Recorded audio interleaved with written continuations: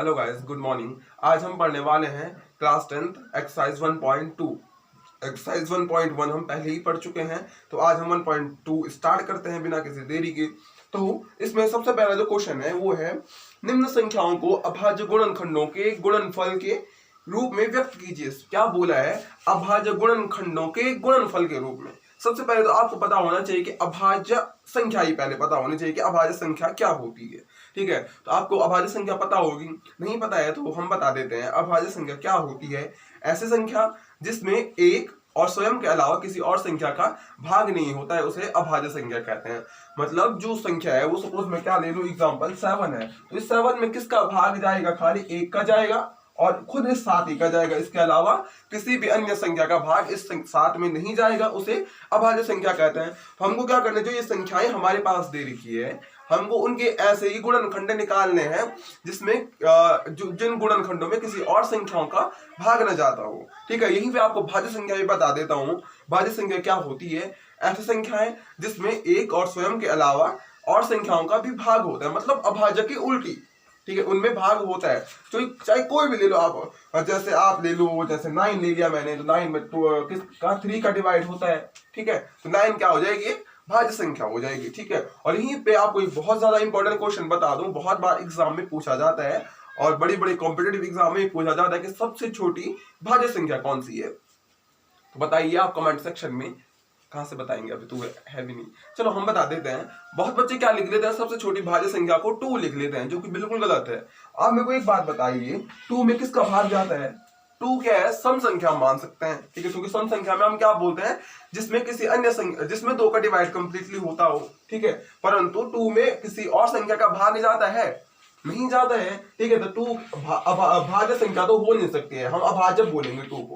2 क्या है? एक अभाज्य संख्या है। ठीक है, हमको क्या, मैंने क्या पूछा आपसे क्वेश्चन कि सबसे छोटी भाज्य संख्या आपको बतानी है, मतलब जिसमें किसी अन्य संख्या का भाग होता हो। ठीक है, तो वो सबसे छोटी होती है 4, विच इज वेरी इंपॉर्टेंट। ठीक है, ये बहुत सारे कॉम्पिटेटिव एग्जामों में आपको पूछा जाएगा बाद में कि सबसे छोटी भाज्य संख्या कौन सी है।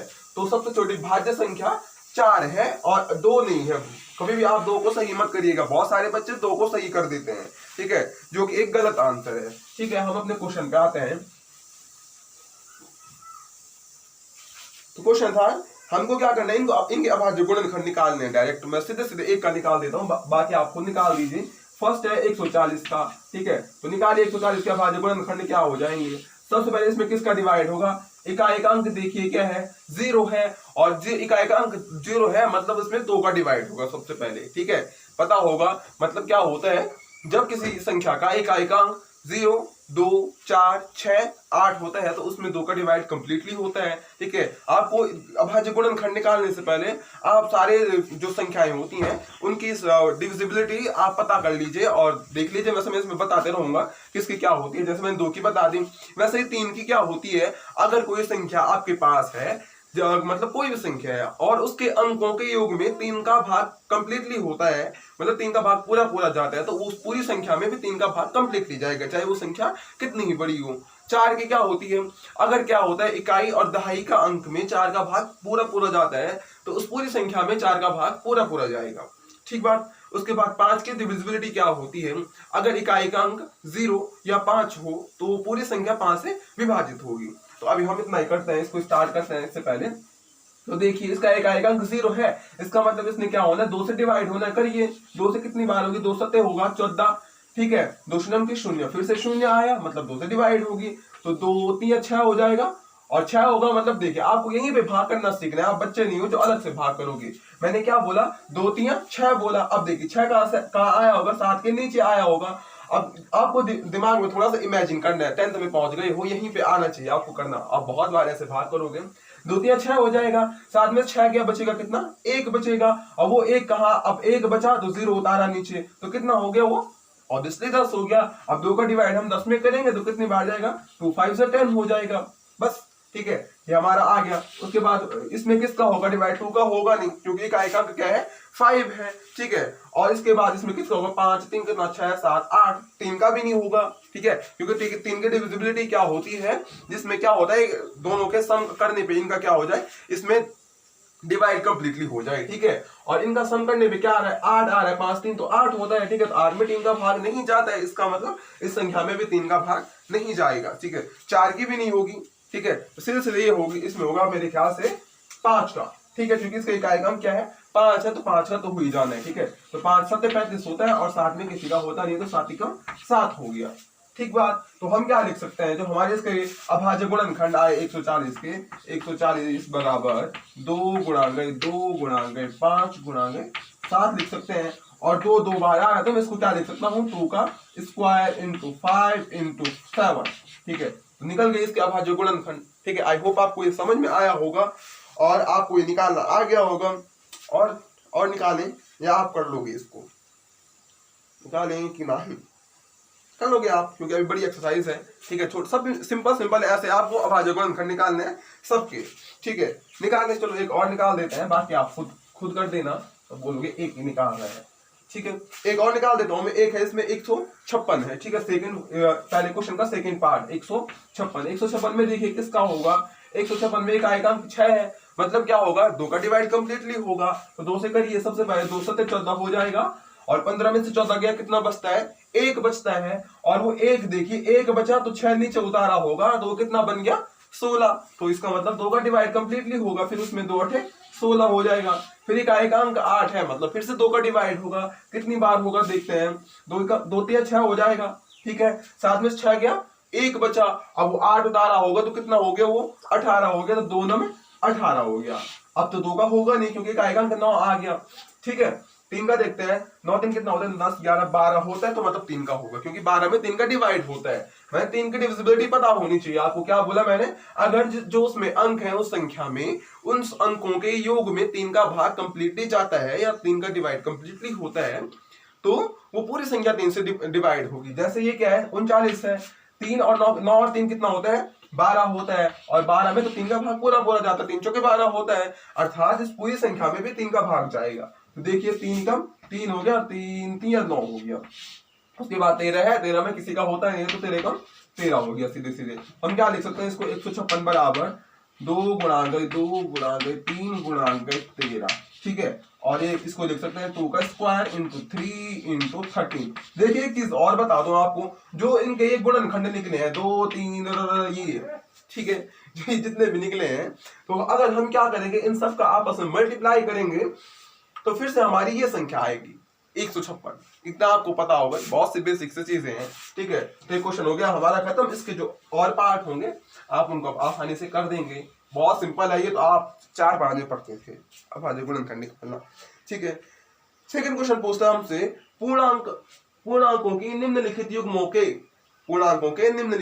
के HCF और LCM ज्ञात कीजिए। HCF निकालने हैं और LCM निकालने हैं, ओके। ज्ञात कीजिए तथा इसकी जांच कीजिए कि संख्याओं का गुणनफल बराबर HCF गुणांक LCM है। हमको क्या निकालना है, संख्याओं का गुणनफल क्या बोला है, HCF गुणांक LCM। मतलब हमको एक फॉर्मूला खुद ही दे दिया, उसमें हमको लास्ट में जांच क्या करनी है, LCM into HCF is equal to संख्याओं का गुणनफल, संख्याओं का गुणनफल। बट ये फॉर्मूला तो बाद में लगाएंगे, पहले हम निकाल देते हैं। पहला है आपके पास 510 और 92, ठीक है। पहला है 510 और 92, ठीक है। तो इनके सबसे पहले गुणनखंड निकालते हैं। 510 के हो जाएंगे, 2 का डिवाइड कंप्लीटली होगा। देखिए मैंने उस पहले वाले के क्यों नहीं करवाए पूरे, क्योंकि आपको इस पूरी एक्सरसाइज में बार बार गुणनखंड निकालने हैं, तो इतने सारों में तो आपको मतलब गुणनखंड निकालना तो आप सीख ही जाएंगे, जिसको नहीं भी आते होंगे। आई होप पहले तो सबको आते होंगे, 10 में पहुंच गए हो तो गुणनखंड निकालना तो बहुत बड़ी बात नहीं है, ठीक है। तो देखिए 2 का होगा, 2 दूनी 4 हो गया, बचा 1 बचा, अब ऊपर से 1 उतारा होगा, कितना हो गया, वो 11 हो गया, ठीक है। और 2 5 10 हो जाएगा, 11 में से 10 गया, बचा 1 बचा, ठीक है। फिर वो 0 उतारा नीचे, तो 2 5 10 हो गया, ठीक है। अब इसमें किसका डिवाइड होगा, 2 का नहीं होगा, ठीक है। 5 का देखें, 5 5 10 2 12 हो गया, 3 का होगा, ठीक है। 3 का होगा, 3 का करिए, तो 3 7 21 हो गया, बचा 3 7 21 3 8 24 हो जाएगा, 3 8 24, ठीक है। बचा 1, नीचे उतारा 5, कितना हुआ वो 1 और 5 कितना होता है 15, ठीक है। जोड़ने के लिए नहीं बोल रहा हूँ, 1 नीचे उतारा ना, 1 बचा यहाँ पे, इनको 25 में से 24 घटा करके 1 बचा, ऊपर से 5 उतारा तो 15 हो गया, ऐसे में बोल रहा हूँ मैं, ठीक है। तो 3 पंजे 15 हो गया। अब इसमें किसका होगा भाई, 2 का नहीं होगा, 3 का देखिए, 8 5 कितना होता है 9 10 11 12 13, 3 का भी नहीं होगा, 4 का भी नहीं होगा, किसका होगा 5 का होगा डायरेक्ट। 5 का देखिए, ठीक है, तो 5 का क्या हो जाएगा, 5 कम 5 और 5 दूनी 10 ज्यादा हो रहा है, तो अर्थात हम क्या करेंगे इसमें, सबसे पहले 5 कम 5 करेंगे, ठीक है। 8 में से 5 गया कितना बच गया, 8 में से 5 गया कितना बचता है 5 6 7 8 3 बचता है, ठीक है। 35 हो गया, 5 से 35 हो जाएगा ये, ठीक है। 17 17 में किसी का होता नहीं, तो 17 ही का 17 हो गया, ठीक है। इसके गुणनखंड निकल गए। उसके बाद आपको क्या करना है, 92 के भी गुणनखंड निकालने हैं, तो निकालिए इसके भी। फिर से 2 का होगा, 2 चौके 8 हो गया, बचा 1 उतारा 2, 2 छके 12 हो गया, फिर 2 दूनी 4 2 3 6, 23 में किसी का नहीं होता है, तो 23 कम 23 हो गया, ठीक है। इतना आपको आई थिंक समझ में आ गया होगा। अब आपको क्या करना है, एचसीएफ और एलसीएम निकालना है सबसे पहले, ठीक है। तो मैं पहले निकालता हूं, इनके गुणनखंडों को लिख लेते हैं सबसे पहले। 510 के क्या निकले हैं, 510 बराबर क्या हो गया 2 गुणा गए 3 गुणा गए 5 गुणा गए 17, इसके गुणनखंड हो गए।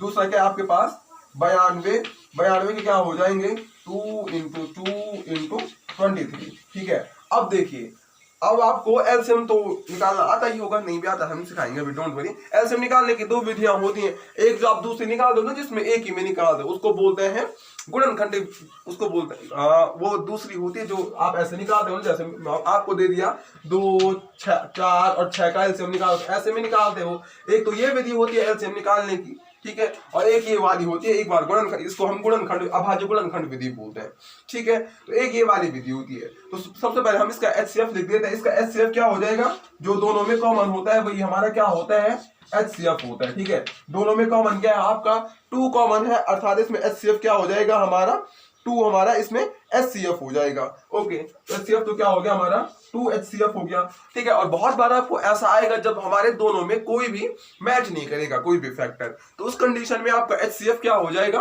1 हो जाएगा। जब कोई भी, जैसे इसमें निकाले ना मैंने, इसके ये गुणनखंड निकाले और इसके गुणनखंड निकाले, और इन दोनों में से अगर मैच नहीं करते हैं कोई भी गुणनखंड, तो हमारा उस कंडीशन में एचसीएफ होगा 1, ओके। इतना समझ में आ गया। अब इसका एलसीएम निकालना है, कहां पे निकाल दो, यहां ऊपर निकाल देता हूं मैं।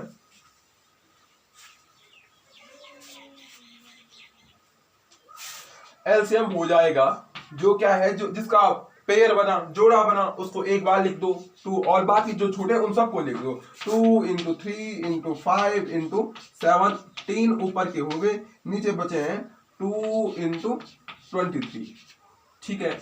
आप इसको मल्टीप्लाई करिएगा, इसको मल्टीप्लाई करके आ रहा है 23460, 23460, तो ये आ रहा है इसका एलसीएम, ठीक है। ये इसका एलसीएम हो गया 23460। अब ये तो एक स्टेप हमने कर दिया, अब हमको इसकी क्या करनी है, जांच भी करनी है। जो फॉर्मूला अभी आपको बताया था वो फॉर्मूला भी लगाना है, तो लगाते हैं। आप एचसीएफ और एलसीएम याद रखिएगा। तो फॉर्मूला क्या बोला था हमारे पास, फॉर्मूला होता है एलसीएम, फॉर्मूला होता है एलसीएम गुणा गए एचसीएफ, ओके, एलसीएम गुणा गए एचसीएफ इज इक्वल टू होता है 2 संख्याओं का गुणनफल, संख्याओं का गुणनफल। अब देखिए एलसीएम क्या है, एलसीएम में भी निकाला था वो ऊपर 2 3 4 6 0 इंटू एचसीएफ क्या है आपका आ गया 2 है, इंटू संख्याएं क्या थी आपकी, संख्या आपकी एक थी, संख्या थी आपकी एक, कहाँ गई, अरे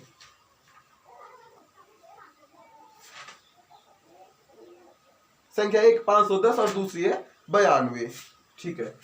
510 गुणा गए 92, ठीक है। तो इसको सॉल्व करिएगा, देखिए कितना आता है। इसको मल्टीप्लाई करते हैं, 2 0 0, 6 दूनी 12 की 2 हाथ से लगी 1, 4 दूनी 8 1 9, और 3 दूनी 6 और 2 दूनी 4। इसको भी मल्टीप्लाई करिए, कितना आता है देखते हैं। आना तो बराबर चाहिए 92, 2 शून्य के 0, 2 एकम 2, 5 दूनी 10, इंटू 9 शून्य के शून्य, 9 एकम 9, 9 पंजे 45। ओके, कहीं ऐसा तो नहीं है कि मल्टीप्लाई करना ना आता हो बहुतों को, ठीक है। 9 5 1 6 4 का 4, 4 6 9 2 0। अरे वाह, आ गया, जीत ली हमने जंग, ठीक है। तो इक्वल आ गया, मतलब हमने सही किया है, ऊपर का पूरा जितनी प्रोसेस थी जो हमारे एचसीएफ और एलसीएम निकाले हैं वो सही है। ये दोनों क्या आने चाहिए, इक्वल होने चाहिए। जब हम एचसीएफ और एलसीएम का मल्टीप्लाई करते हैं और जिन संख्याओं का हमने वो एचसीएफ और एलसीएम निकाला है उनका मल्टीप्लाई करते हैं, तो वो दोनों मल्टीप्लाई क्या होने चाहिए, आपस में बराबर होने चाहिए। जो एचसीएफ गुणा के एलसीएम है और जो पहली संख्या गुणा गई दूसरी संख्या। आपको बहुत बार फॉर्मूला ऐसे भी दिखने को मिलेगा यहाँ पे, पहली संख्या गुणा गई दूसरी संख्या, या फिर संख्याओं का गुणनफल, बात वही है, ठीक है। ओके, दूसरे क्वेश्चन की ओर बढ़ते हैं अपन लोग। एन उससे पता नहीं किसके फोन आते हैं, इसको फ्लाइट मोड पे डाल देते हैं। ओके, दूसरा कितनी हुई, कौन सा क्वेश्चन था ये था आपका दूसरा क्वेश्चन। ओके, तीसरा, अब इसमें बहुत सारे हैं, आप कर देंगे इसको, ठीक है। तीसरे वाले में 3 संख्याएं हैं, बस 3 संख्याओं का भी सेम करना है, ठीक है। पहले क्या करना है, तीनों के गुणनफल निकाल लीजिएगा आप। पहले 3 संख्या 12 15 और 21 दे रखा है ना, ये दूसरा क्वेश्चन है। ओ, इसके और क्वेश्चन आप खुद कर देना, ठीक है, बहुत सिंपल है, ऐसे ही करने हैं सारे। अब हम तीसरे क्वेश्चन की ओर बढ़ते हैं। बहुत सारे क्वेश्चन है, क्योंकि एक एक तो करा नहीं सकते, वैसे इजी क्वेश्चन है, आप कर दोगे। वैसे आप बहुत इंटेलिजेंट हो, हैं, 10 में पहुंच गए हो, 90% अचीव करना, इंटेलिजेंट तो होंगे आप, ठीक है। तो तीसरा क्वेश्चन है, लिखा है अभाज्य गुणनखंड विधि द्वारा निम्नलिखित पूर्णांकों के एचसीएफ और एलसीएम ज्ञात कीजिए। अभाज्य गुणनखंड विधि के द्वारा हमको क्या करना है, एचसीएफ और एलसीएम निकालने हैं निम्नलिखित संख्याओं के। ओके, निकालेंगे भाई, आपका ऑर्डर है, एनसीईआरटी का ऑर्डर, सर आंखों पे निकाल ही देंगे, तो निकालना पड़ेगा, घिसेंगे, ठीक है। तो पहली संख्या है हमारे पास 12 15 एंड 21। ओके, क्वेश्चन नंबर 3 है ये। ओके, 3 लिख देता हूं, बहुत सारे बच्चे तो सो रहे होंगे अभी, साथ साथ में चैटिंग कर रहे होंगे। 12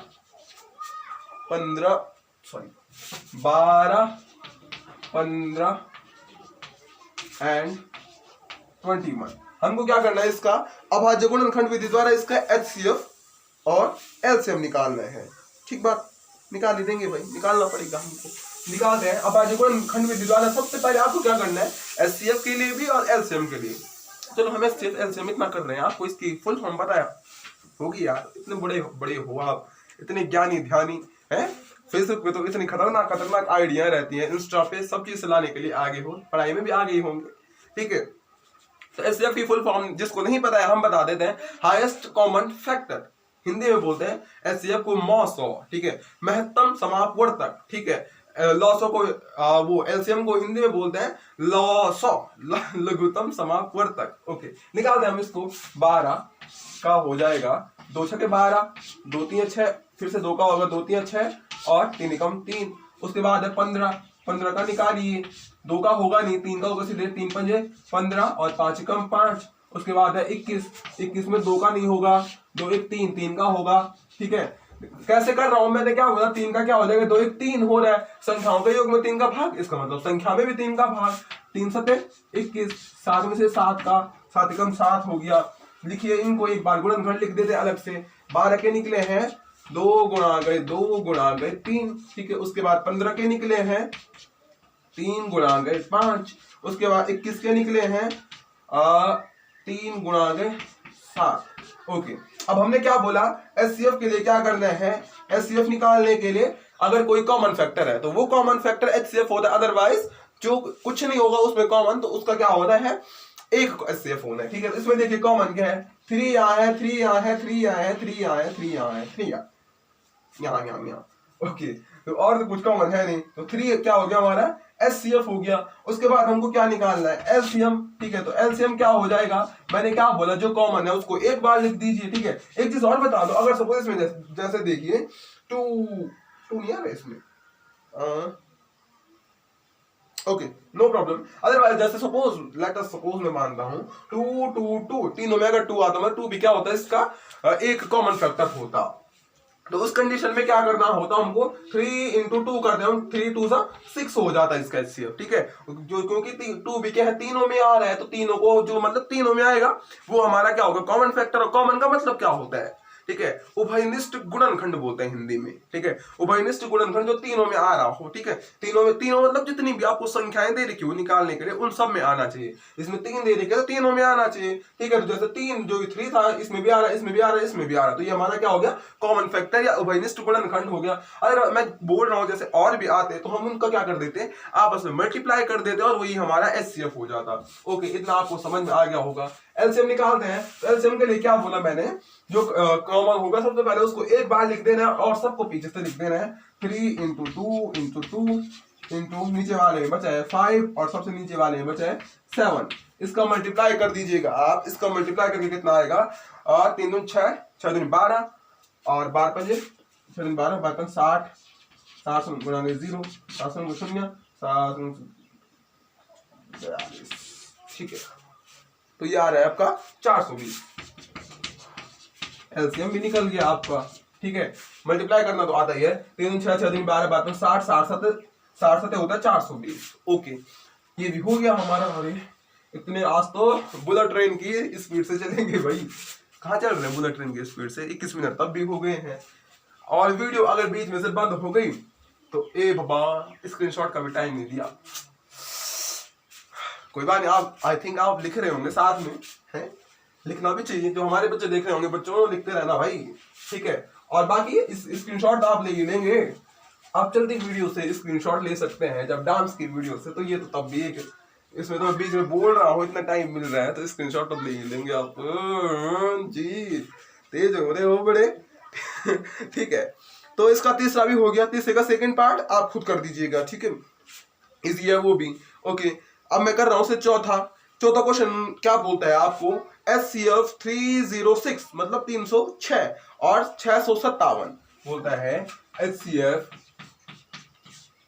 306 306 और 657 मतलब ये दोनों क्या है, हमारी संख्याएं हैं, पहली संख्या और दूसरी संख्या बराबर दिया है आपको 9, मतलब इन दोनों का HCF आपको कितना दे रखा है, 9 दे रखा है।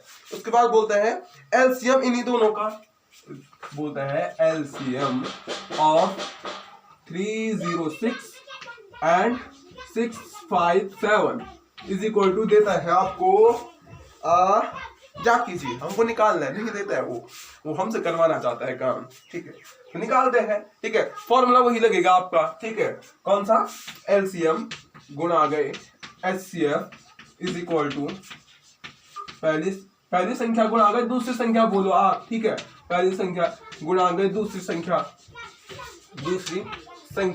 या तो आप बोल सकते हो क्या बोला मैंने, या तो आप ऐसे, दूसरी चौक कहाँ गई, या तो आप ऐसे पहली संख्या गुणा गए दूसरी संख्या, या तो दो संख्याओं का गुणनफल, बात सेम है, ठीक है। ओके, तो ये क्या हो जाएगा, HCF LCM गुणा गए HCF, तो हमको क्या दे रखा है, सिर्फ हमको HCF दे रखा है, तो LCM की जगह में LCM ही लिख देता हूं, इनटू HCF हमको दे रखा है 9, लिख दिया जी। पहली संख्या क्या है आपकी 306 है जी, लिख दी। दूसरी संख्या आपकी क्या है 656 है, 7 है, वो भी लिख दी। अब उसके बाद हमको क्या करना है, निकालना है, तो निकालते हैं, ठीक है। तो मैं क्या कर देता हूँ, जो LCM को इधर ही रखता हूँ, क्योंकि आपको पता है जो इंग्लिश के अल्फाबेट होते हैं उनके हम क्या बोलते हैं, चर बोलते हैं, वेरिएबल बोलते हैं, ठीक है, ठीक है। तो LCM को मैं इधर ही रखा, 9 को मैं इस पक्ष में लेके जा रहा हूँ, तो क्या हो जाएगा मेरा इस पक्ष में 306 और 657, तो मेरा यहाँ ऑलरेडी है। 9 इधर जाएगा, इधर गुणा में है, उधर जाके भाग में जाएगा, ठीक है। इतना तो आपको पता होगा, जैसे आप दूसरे के घर में जाते हैं, आपके अपनी नानी के घर में, और आपके मामा बहुत खतरनाक या मामी बहुत खतरनाक हैं, और घर में आप पढ़ते हो नहीं, वहां आपको जबरदस्ती पढ़ना पड़ता है तो मतलब आपके गुणों में कुछ ना कुछ वो हो जाते हैं, चेंजेस आ जाते हैं।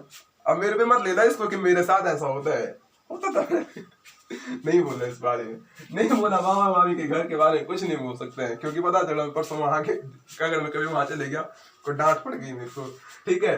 तो देखिए क्या हो जाएगा, 306 और 657 जो है, अब क्या होगा, ये इधर आएगा तो इसके भी क्या होगा, कैरेक्टरिस्टिक में चेंजेस आएंगे, मतलब वो भी कुछ ना कुछ इसमें चेंज होगा। और हमेशा याद रखिए, जब पक्षांतर करना है तो कुछ नहीं होना उसका चेंज, सिर्फ उसके सिंबल चेंज हो जाने हैं। जोड़ में होगा घटाने में जाएगा, घटाने में होगा जोड़ में जाएगा, गुणा में होगा भाग में जाएगा, भाग में होगा तो गुणा में जाएगा। बस उल्टा कर देना उसका, ये गुणा में है उधर जाके भाग में चले जाएगा। 9 से देखिए ये कट जाएगा 306, कितनी बार कटेगा 9 7 21 9 8 24, क्या बोल रहा हूँ मैं, देखो 9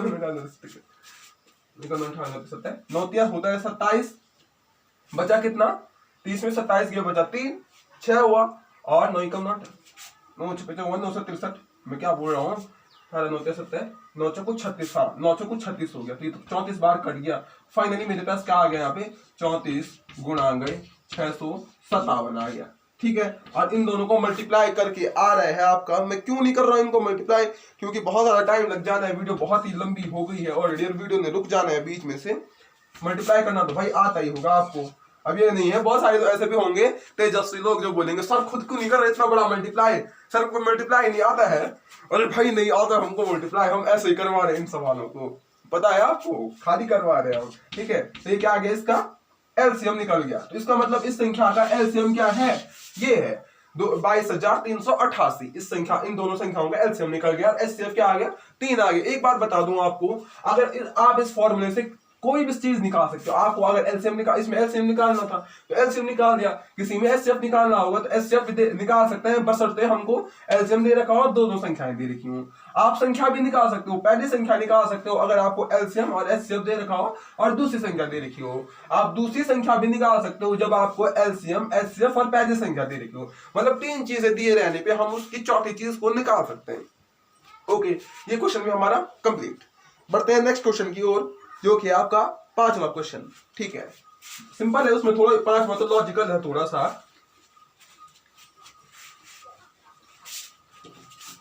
बच्चों साइंस में अच्छी पढ़ाई करो, ठीक है। जो आपके फर्स्ट चैप्टर में कैसे वो है विरिंजक चूर्ण, धोने का सोडा, खाने का सोडा, प्लास्टर ऑफ पेरिस, उनके फॉर्मूले, उनके रिएक्शन है, उनके वो सब याद कर लो, आता है पेपर में, ठीक है। ओके, तो 5वां क्वेश्चन क्या बोलता है, जांच कीजिए कि क्या किसी प्राकृत संख्या n के लिए संख्या 6 की पावर n अंक 0 पर समाप्त हो सकती है। ओके, क्या बोलता है, जो 6n है, 6 की पावर n है, ये क्या, इसके अगर मतलब 6 की पावर में हम n की जगह मतलब कोई भी नंबर रखें हम, ठीक है, हम n की जगह कोई भी नंबर रखते हैं अगर, ठीक है, तो क्या 0 पे समाप्त हो सकती है अगर उसका स्क्वायर निकाल, जैसे तो n की जगह मैंने रख दिया 2, ठीक बात, तो 2 का मतलब क्या होगा 6 × 6, मतलब स्क्वायर निकालना तो आता है भाई, 6 6 कितना होता है 36 होता है, ठीक है। तो मतलब ये क्या हो, ये लास्ट अंक क्या आए आपका 0 आए, क्या ऐसा संभव है कि नहीं है, हमको ये पूछ रहा है क्वेश्चन में। क्वेश्चन समझ में आया, ठीक है। अब हम लगाते हैं अपना लॉजिक, आएगा कि नहीं आएगा, ठीक है। देखिए हमेशा याद रखिए, जिसका भी इकाई का अंक 0 आएगा वो क्या होगा 5 से डिवाइड होगा, ठीक है। और जो 5 से डिवाइड होगा तो मतलब अगर 6 के अभाज्य गुणनखंड निकाले हम, उसमें 5 आता हो, ठीक है, तो इसका मतलब ये संभव है, ठीक है। और 6 के अभाज्य गुणनखंड क्या होते हैं, निकालो, 6 का क्या होता है 2 3 6 और 3 कम 3, इसके तो भाई 3 2 और 3 निकल रहे हैं। अरे बच्चा अब कैसे होगा वो 5 से डिवाइड, ठीक है। तो अर्थात हम बोल सकते हैं ये कंडीशन संभव नहीं है, ठीक है। क्यों नहीं है संभव, क्योंकि जिसका भी इकाई का अंक 0 आता है वो 5 से डिवाइड होती है, और जो 5 से डिवाइड होता अगर ये, तो इस 5 को क्या आना चाहिए था, इस 6 के अभाज्य गुणनखंडों में आना चाहिए था, तभी 6 की पावर कुछ भी लेंगे हम वो 5 से डिवाइड होगी, तब वो मतलब 5 से डिवाइड होगी, तो मतलब 6 की गुण, तो अब देखिए 6 की पावर मैंने 2 ली तो ये आया, अगर मैं 6 की पावर ये क्या लिया मैंने 6 की पावर 2, और करके भी देख लेते हैं 1 2 स्टेप, 6 की पावर 3 ली तो 6 गुणा गए 6 गुणा गए 6 होगा, 6 तक 36 होता है, 36 का कितना होता है 36, 6 6 36 के 6 से लेके 3 7 18 और 3 18 19 भी 21 हो गया, तब भी नहीं हो रहा है, ये भी नहीं हो रहा, आप करके देख लीजिए ये नहीं होगा, ठीक है।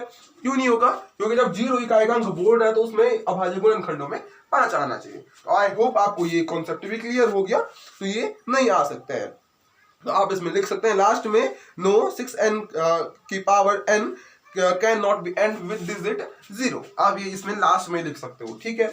ओके, हम नेक्स्ट क्वेश्चन करते हैं। आज तो हम उखाड़ के रख देंगे इस एक्सरसाइज को पूरी, ठीक है। मेरे ख्याल से मैंने स्टॉक कर दी क्या, सारी खत्म, कहाँ गई,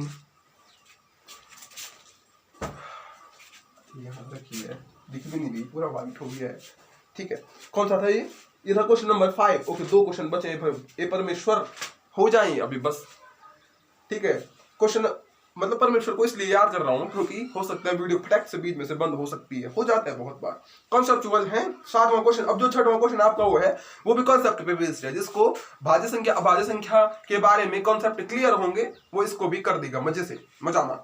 ठीक है, तो 6वां क्वेश्चन आपका है, व्याख्या कीजिए कि 7 into 11 में लिख लेता हूं इसको, 7 into 11 into 7 into 11 into 13 plus 13 ये, और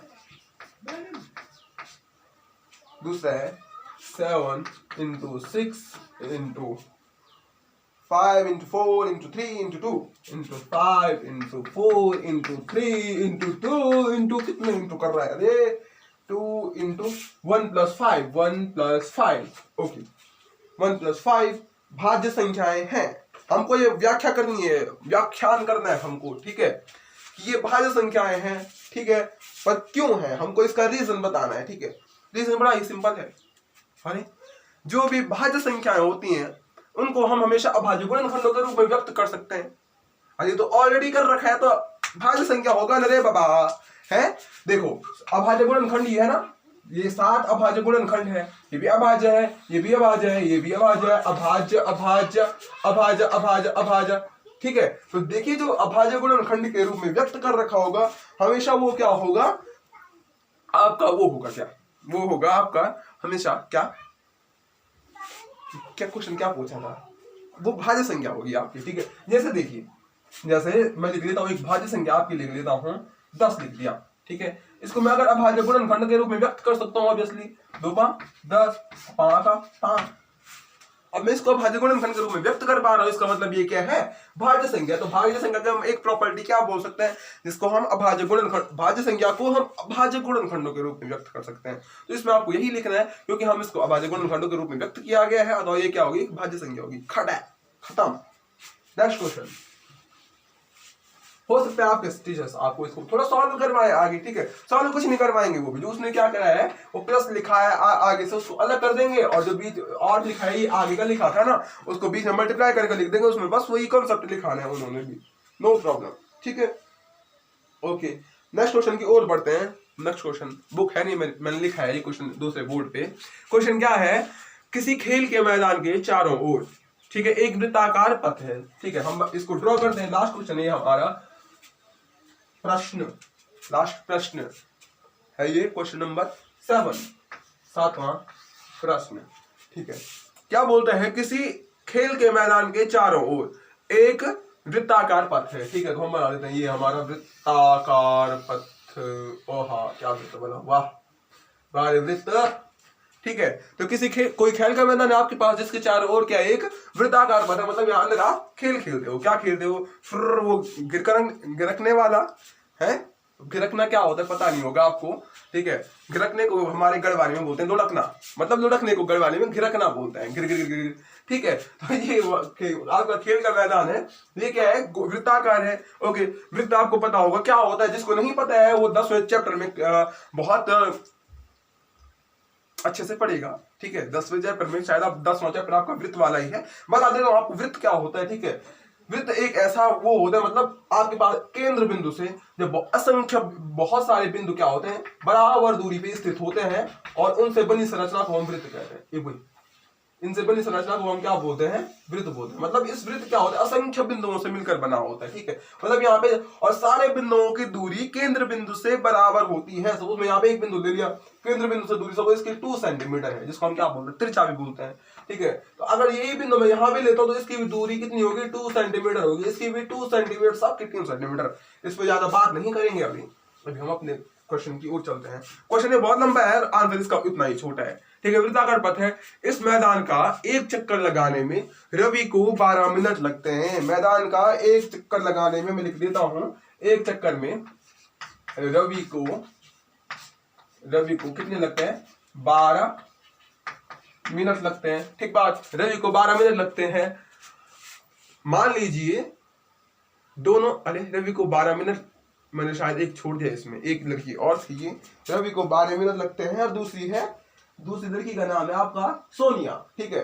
रवि को 12 मिनट लगते हैं और सोनिया को 24 मिनट लगते हैं। सोनिया है दूसरी, सोनिया को लगते हैं 24 मिनट। मतलब सोनिया की रेस थोड़ा कम है, लड़कियों की होती है भाई, लड़कियों को वैसे भी आर्मी में देखो, पुलिस में देखो, सब में रेस उनके लिए कम ही देरी की होती है। तो यह है बहुत बढ़िया, ठीक है। तो सोनिया को लगते हैं 24 मिनट लगते हैं। अब हमको पूछता है, मान लिया हमने दोनों एक ही स्थान और एक ही समय पर चलना प्रारंभ करते हैं। दोनों ने सपोज एक इस बिंदु से चलना प्रारंभ किया, ठीक है, और ऐसे में भाग रहे हैं वो दोनों, एक ही समय पे चले और एक ही बिंदु से चले और एक ही दिशा में चले, ठीक है। एक ही स्थान से समय पर चलना प्रारंभ कर दिया तो किस समय बाद वे पुनः मिलेंगे प्रारंभिक बिंदु। हमको बोलता है रवि भी था यहाँ पे, रवि भी है यहाँ पे, सोनिया भी है यहाँ पे।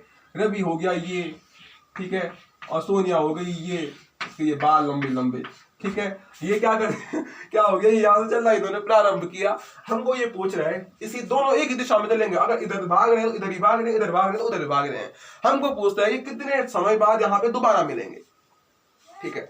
मतलब हमको कम से कम निकालना है, मतलब कितना, मतलब हमको सबसे कम समय निकालना है, वो कौन सा समय होगा, ज्यादा नहीं निकालना। आपको एक ट्रिक बताता हूँ, ठीक है। आपको जब भी कम से कम पूछे, मतलब इसका कम से कम ये निकालिए, कम से कम वो निकालिए, तो आपको हमेशा कम से कम के लिए एलसीएम निकालना है, क्योंकि उसका नाम ही क्या होता है, लीस्ट कॉमन मल्टीपल, ठीक है। आपको हमेशा जब भी ज्यादा से ज्यादा निकालना हो, बोलता है जैसे बोल दिया आपके पास जैसे बोल दिया एक आपके पास खेल का मैदान है, ठीक है, जिसके चारों ओर क्या लगाने, आपको तार लगाने हैं, उसमें बीज बोने हैं, उसके लिए ज्यादा से ज्यादा कितने बीज चाहिए। तो ज्यादा पूछता है तो हमेशा एचसीएफ, और कम पूछता है तो एलसीएम निकाल दो। इसमें हमको कम से कम निकालना है, कम से कम वो कितने समय में दोबारा मिलेंगे। तो आपको क्या कर देना, कुछ नहीं करना है, आप क्या करिए, उन दोनों का निकालिए एलसीएम, ठीक है। फर्स्ट राउंड हमको इसमें दे रखा है,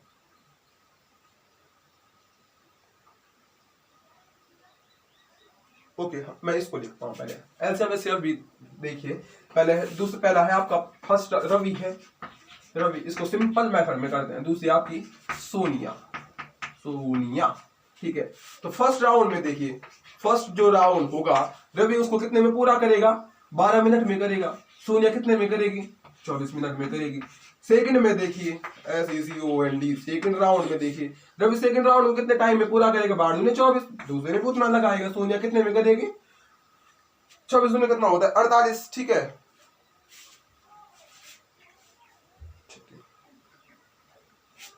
सोनिया 24 मिनट में कर रही है क्या, लाइट गई, रुक सा एक से।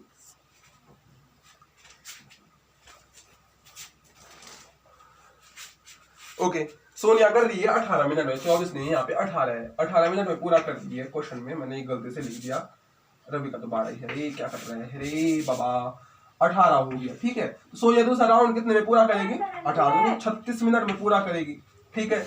रवि तीसरा कितने में पूरा करेगा, रवि करेगा 12 14 बांटते हैं 36, और सोनिया तीसरा 18 अठारते हैं 54। इसका मतलब क्या है, वो कब मिलेंगे, इस वाले पे, ठीक है। जब वो क्या कर, जब क्या होगा, सो रवि का क्या होगा, कौन सा मिनट होगा, रवि का होगा जब थर्ड राउंड होगा, और सोनिया का क्या होगा, फर्स्ट सेकंड राउंड होगा, सेकंड राउंड, उस टाइम पे वो मिलेंगे, ठीक है। तो इसका आंसर क्या आ जाएगा, 36, ठीक है। इसका आंसर क्या होगा, 36, मतलब 36 मिनट के बाद वो आपस में मिलेंगे, ठीक है, 36 मिनट के बाद, ठीक है। और 36 मिनट मतलब वो रवि का कौन सा चक्कर है, देखिए फर्स्ट सेकंड और थर्ड है, ठीक है। रवि जब थर्ड चक्कर लगा रहा होगा तो सोनिया कौन सा चक्कर लगा रही होगी, सेकंड चक्कर लगा रही होगी, वो तब जाके आपस में मिल जाएंगे। तो आई होप आपको वीडियो अच्छी लगी होगी, पूरी एक्सरसाइज समझ में आई होगी। समझ में आई है तो लाइक करो, कमेंट करो, और वो करो, क्या दूसरा क्या होता है, शेयर करो, ठीक है। अरे भाई इसमें मत करना रे, मैं इसमें वैसे भी खराब हरकतें कर रहा हूँ, ये नहीं कि तुमने इसमें से क्या कर दिया, काट दी वीडियो, एडिट कर दी, उसमें भी खराब बना दे। प्लीज मत करो, ठीक है। लाइक करो, कमेंट करो, और शेयर जरूर करो प्लीज, ठीक है। और वीडियोस चाहिए अगर 10th की तो चैनल को सब्सक्राइब भी करो, ठीक है। Thank you, bye bye.